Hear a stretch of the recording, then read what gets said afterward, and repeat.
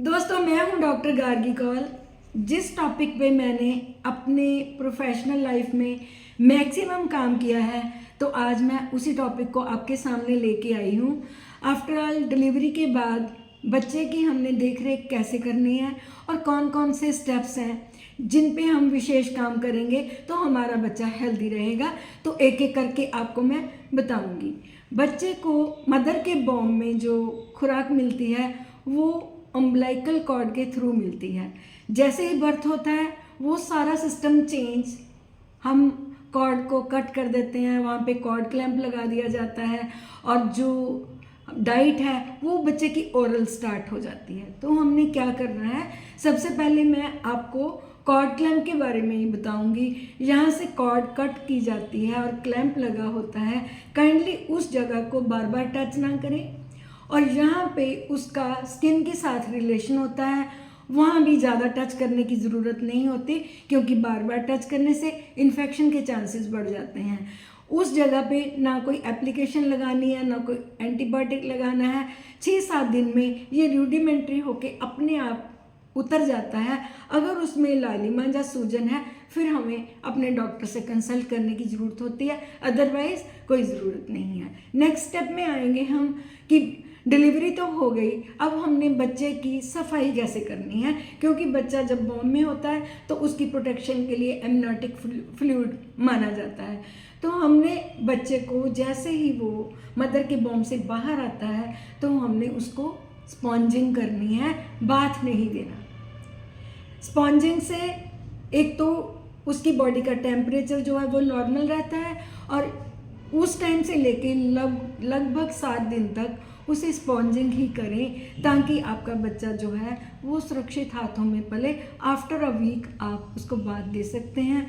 Bath के बाद हमने उसकी आई केयर कैसे करनी है, बर्थ से लेके 40 डेज तक कई बार ये पंक्टम जो है वो ब्लॉक हो जाता है और बच्चों की आंखों में से चिपचिपा सा रिसाव निकलना शुरू हो जाता है, जिससे कि बच्चे की आंखें खुलती नहीं। तो होम रेमेडी में हमने क्या करना है, हमने पानी को बॉयल करके ठंडा करके रख लेना है या फिर डिस्टिल्ड वाटर ले लेना है, उसमें गॉज को डिप करके उसकी आइज़ को साफ करें।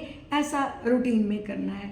बारी आती है फीड देने की, तो बच्चे की फर्स्ट फीड जो है वो 2 से 3 घंटे बाद आपने उसको ज़रूर देना है। और वो देना भी क्या है, वो मदर का दूध, जिसको कि कोलोस्ट्रम बोला जाता है। वो गाढ़ा पीला चिपचिपा सा होता है और कम मात्रा में निकलता है, लेकिन वही देना है। शहद हमने क्यों नहीं देना, क्योंकि शहद से बच्चे में इन्फेंट पोर्टेलियम नामक डिजीज़ होती है, जो कि हमारा एक वहम है कि फर्स्ट फीड शहद की होनी चाहिए। कई बार बच्चे को पैरालिसिस भी हो जाता है।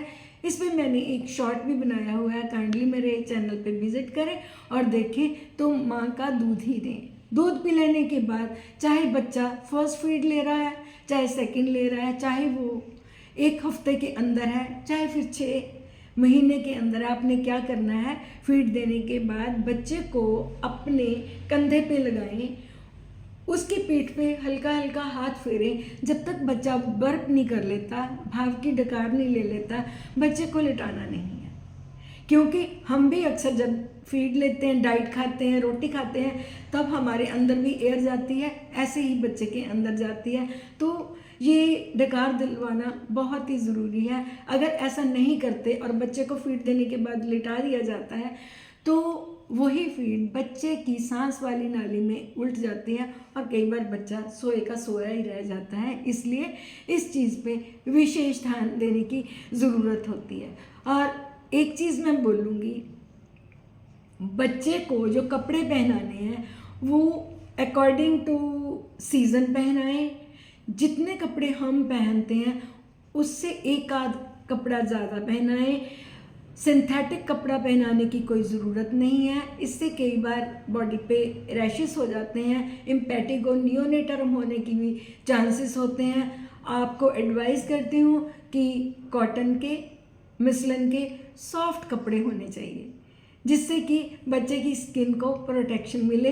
तो जिन जिन के घरों में भी बच्चे होने वाले हैं, मेरी ये वीडियो अपनी फैमिली के साथ बैठ के आप देखें तो आपको टिप्स ज़रूर मिलेंगी। लास्ट टिप मैं ये देती हूँ, एक नया एक्सपीरियंस होता है, हम सब बड़े हो चुके होते हैं और एक नवजात हमारे घर में आता है तो हमारा दिल करता है कि हम उसे बहुत प्यार करें, हम उसको किस करें। काइंडली ऐसा ना करें, क्योंकि इससे बच्चे को जब हम अपने कांटेक्ट में लेके आते हैं, माउथ टू माउथ कांटेक्ट में लेके आते हैं, तो उसमें कई बार इन्फेक्शन हो जाती है और जो कि बच्चे के लिए घातक है।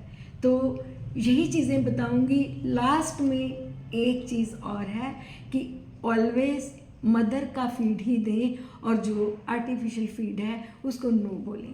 अगर आपको मेरी ये वीडियो अच्छी लगी है तो काइंडली मुझे सब्सक्राइब ज़रूर करना। Thank you very much for watching my video.